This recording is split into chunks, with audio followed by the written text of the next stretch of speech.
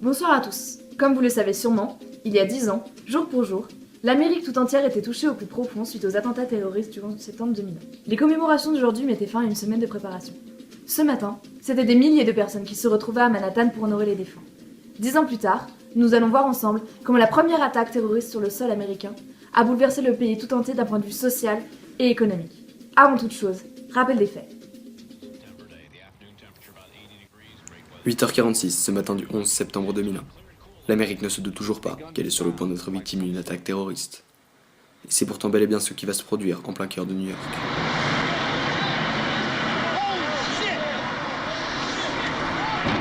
Un Boeing 747, détourné de sa destination par une équipe de 5 terroristes, vient de percuter la tour nord du World Trade Center. L'Amérique entière est sous le choc, et les gens ne savent toujours pas s'il s'agit d'un accident ou d'un attentat. La vie s'est littéralement arrêtée, et tous les yeux sont désormais rivés vers le World Trade Center. Mais voilà que moins de 20 minutes plus tard, 9h03, un second avion vient de percuter la tour sud du World Trade Center. L'Amérique est désormais certaine qu'elle est victime d'une attaque terroriste.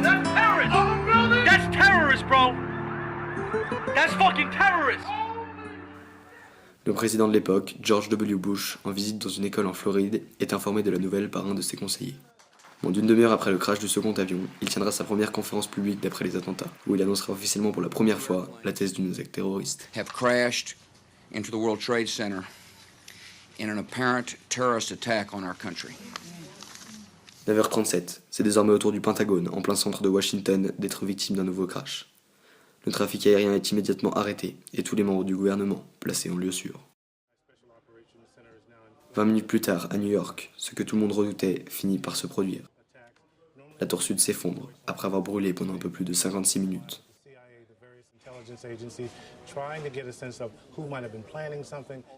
Pendant ce temps, un quatrième avion destiné à percuter la Maison Blanche s'écrase dans un champ, après avoir été héroïquement détourné de sa cible par des passagers prévenus par téléphone.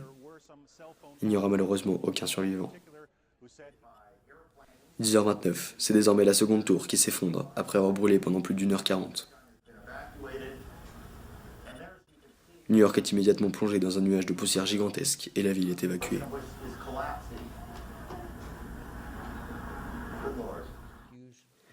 L'état d'urgence maximal sera déclaré peu après cela et le pays placé sous haute surveillance. Pour clôturer cette journée tragique, le président tiendra un discours plein d'espoir à la Maison Blanche. These acts of mass murder were intended to frighten our nation into chaos and retreat. But they have failed. Our country is strong. A great people has been moved to defend a great nation. Terrorist attacks can shake the foundations of our biggest buildings, but they cannot touch the foundation of America. Des attentats qui ont donc marqué l'Amérique tout entière. Notre correspondante Mathilda Carne a eu l'opportunité d'interviewer un citoyen américain présent aux États-Unis au moment des attaques. Un témoignage poignant qui nous replonge dans la réalité des faits. Hello Doug, and thank you for being with us today and answering all our questions about the tragic day America witnessed 10 years ago.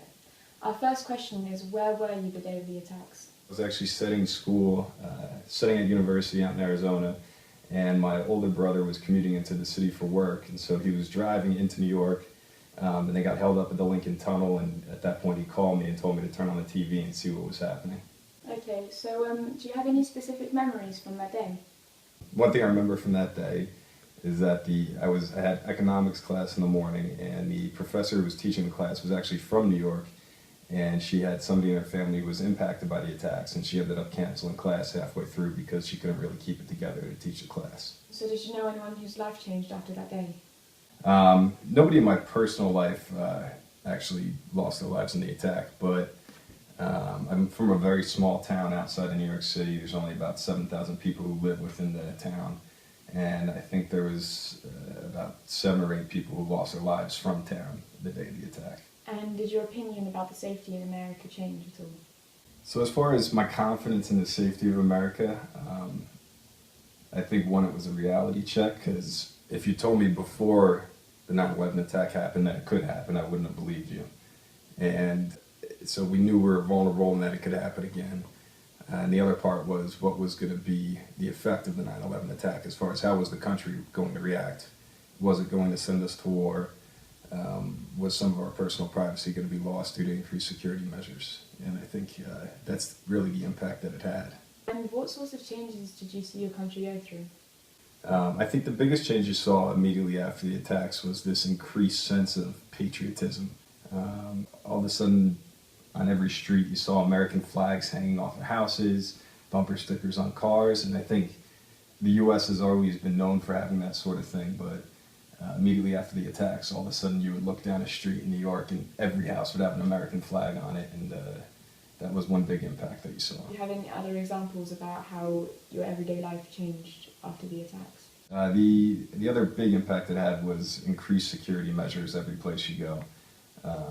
From going down to the subway in New York where you can have your bag checked, full body scans, things we didn't have before the attack. And now I think you also see where people are starting to question the increased security measures a little bit more, and you see a lot of coverage on the phone tapping in the NSA and what's right and what's wrong and what's appropriate for the country trying to fight terrorism. And how long did it take for things to feel okay again in airports and other public places? I don't know if there'll ever be a sense of things being okay. I think there's a new sense of normal as far as what the acceptable levels of security are. The airports aren't the same place that they were before the attack, and I don't think they ever will be. I think the same can be said for a lot of forms of public transportation, definitely including the subway in New York City. It's not uncommon to see increased police presence with large weapons, as well as tables for bag checks as you enter the subway, especially when it comes to holidays and bigger events within the city. Those are all the questions we have for you today. Thank you for being with us and sparing your time. Pour compléter cette interview, voici quelques extraits de témoignages recueillis dans la presse internationale. Même avec les services de sécurité mis en place, je ne me sens toujours pas capable de remonter dans un avion. Ce que j'ai vu ce jour-là restera gravé dans ma mémoire. Les lois du Patriot Act m'ont profondément choqué. Le Patriot Act mentionné dans la dernière citation a en effet froissé les mentalités américaines. Adopté le 25 octobre 2001, presque sans discussion, il a été mal reçu par les citoyens américains. Cette loi autorise notamment la mise en écoute de tout appareil de communication utilisé par toute personne en rapport avec un présumé terroriste. Elle permet également au FBI d'installer sur des fournisseurs d'accès Internet des logiciels capables de surveiller des recherches ou des messages. Par ailleurs, toute intrusion dans le système informatique du pays pourra être assimilée à un acte terroriste. C'en est tout pour les conséquences sociales. Nous entamerons donc la deuxième partie de cette édition après une courte pause.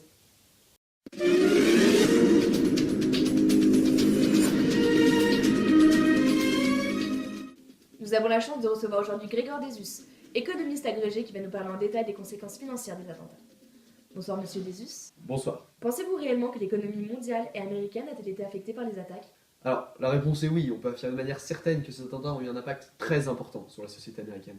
Les experts divergent plutôt autour de l'ampleur des conséquences.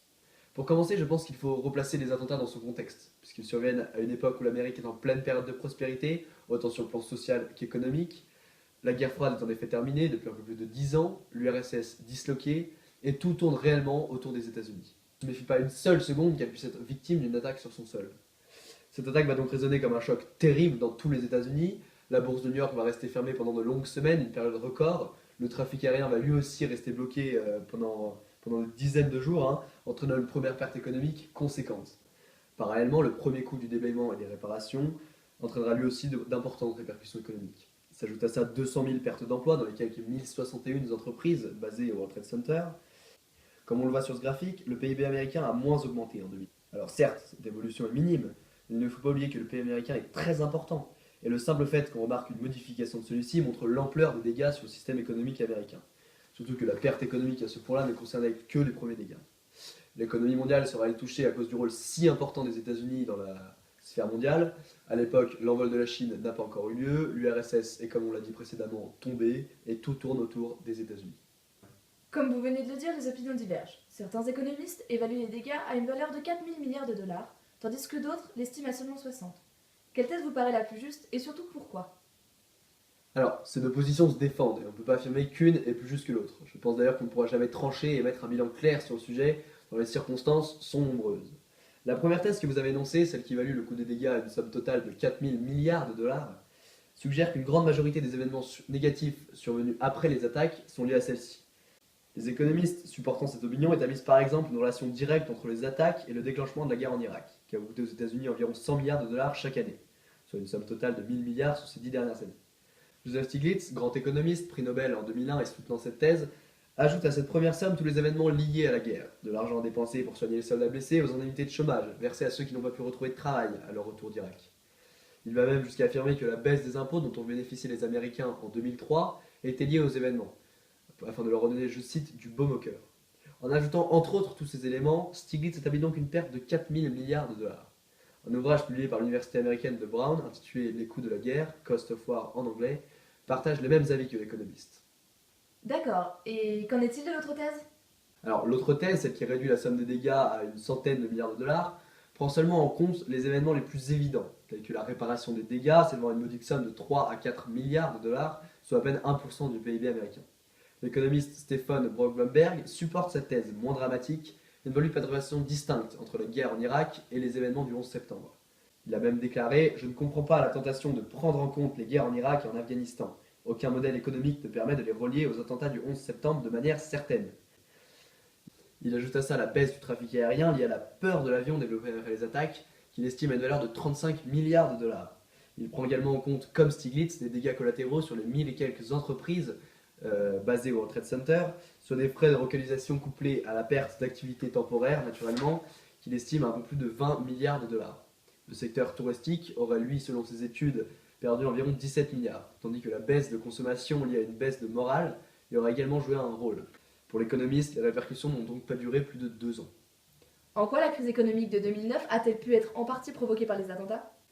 Alors, à l'époque, craignant un krach et une récession boursière, la Banque centrale américaine avait décidé de baisser les taux d'intérêt.